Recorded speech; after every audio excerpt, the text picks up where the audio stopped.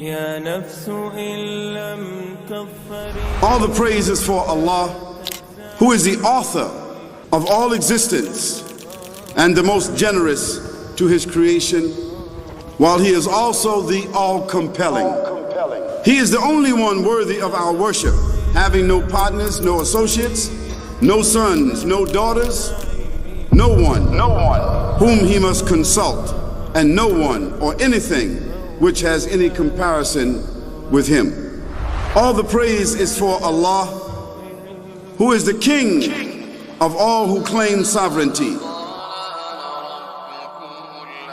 the only one who has the right to legislate for his creatures. He is the giver of life. He is the causer of death, while death has no effect upon him, because he is the ever-living, the self-subsisting, the eternal, and the only absolute. All the praise is for Allah, who has power over all things, and there is in reality no power and no strength, no influence to cause benefit or detriment except through him. It is he who created this complex world, the seen and the unseen, the evident and the speculative, the earth and all that is on it and everything that is in it. It is he, Allah subhanahu wa ta'ala, the glorious and the mighty, the powerful, who created the heavens that are near and far, the atmosphere and the hemisphere, the stratosphere, the outer space of stars, planets, and galaxies. It is he who created all of this in detail and diversity in a systematic way that scientific laws can be deduced from it, yet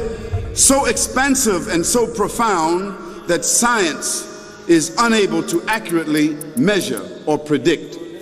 It is he,